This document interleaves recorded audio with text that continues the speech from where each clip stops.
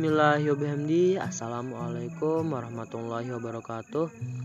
Perkenalkan, nama saya Sulhan Nazari, NIM A1B020353 dari instansi Universitas Mataram. Nah, kali ini kita akan membahas tentang paragraf. Nah, banyak orang mendefinisikan paragraf adalah suatu kumpulan kalimat yang biasanya mempunyai satu ide pokok dan cara penulisannya sedikit meronjok ke bagian dalam atau menggunakan garis baru. Nah, nama lain dari paragraf sering disebut dengan alinea. Nah, fungsi dari paragraf pun ada berbagai macam. Salah satunya, paragraf dalam sebuah kalimat dapat menjadi pengantar sebuah ide-ide bagi isi kalimat dan kalimat penutup pada tulisan yang dibuat oleh penulis. Nah, fungsi yang kedua, mencurahkan suatu perasaan dan pemikiran penulis dalam sebuah karya atau kalimat dalam bentuk tulisan yang dibuat secara logis dan dapat diterima oleh pembaca. Nah, fungsi yang ketiga, paragraf dapat membantu pembaca untuk memahami segala sesuatu mengenai isi dan topik dalam sebuah tulisan. Nah, di sini di PPT ada yang namanya paragraf yang baik. Nah, paragraf yang baik ini mempunyai 5 bagian. Pertama, ada kesatuan paragraf. Kedua, ada kepaduan paragraf, kelengkapan dan ketuntasan, keruntutan, konsistensi. Nah, apa sih yang dimaksud dengan kesatuan paragraf? Nah, sebuah paragraf dikatakan memiliki kesatuan jika paragraf itu hanya mengandung satu gagasan utama dan kalimat-kalimat dalam paragraf mengarah pada satu pokok atau tidak menyimpang dari pokok pembicaraan. Adapun contoh kesatuan paragraf. Pada saat ini, manfaat internet sebagai sarana komunikasi di tengah-tengah masyarakat sangat besar. Internet dipandang sebagai sarana yang tidak dapat diabaikan dalam kehidupan sehari-hari. Penulisan karya ilmiah ini bertujuan untuk mengetahui peran, manfaat, dan dampak negatif internet bagi masyarakat. Selain itu, tujuan penulisan karya ilmiah adalah untuk mengetahui dan mendalami fasilitas dan perkembangan internet. Yang kedua, ada kepaduan paragraf. Nah, kepaduan paragraf adalah sebuah paragraf yang dikatakan memiliki kepaduan jika terdapat keserasian hubungan antar kalimat dalam paragraf. Nah, kepaduan paragraf pun memiliki berbagai macam isi. Ada kata transansi, referensi, substitusi, elipsis, sinonim, antonim, hiponim, kemeroniman, dan repetisi.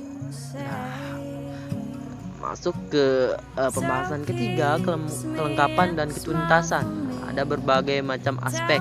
Pertama, aspek kelengkapan ini terpenuhi jika semua informasi yang diperlukan untuk mendukung atau menjelaskan gagasan utama sudah tercukupi.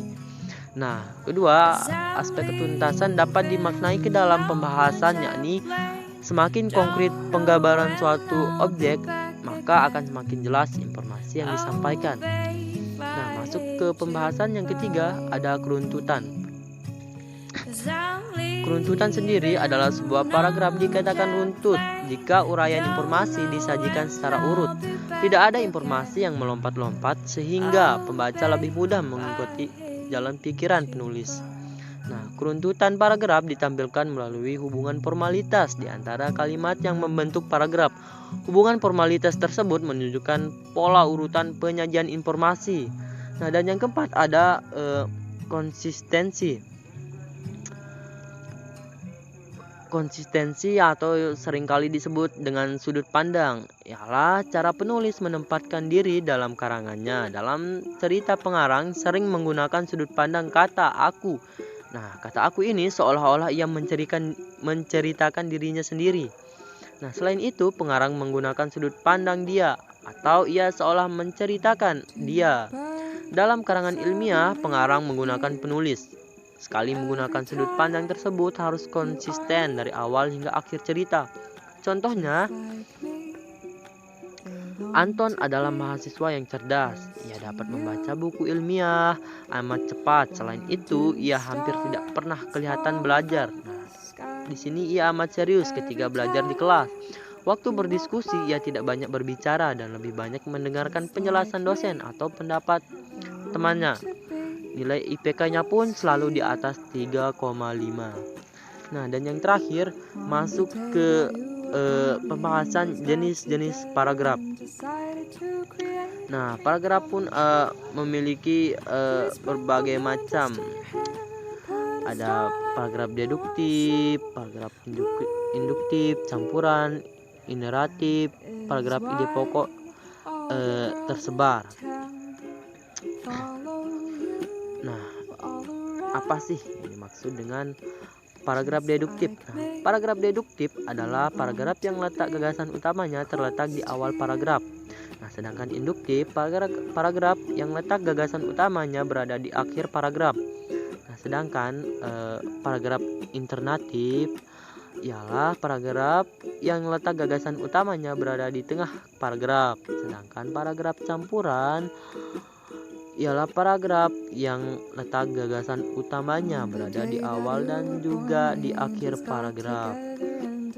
Nah, mungkin itu saja pembahasan kita untuk pertemuan kali ini, khususnya di materi tentang paragraf. Nah, kurang lebihnya mohon maaf.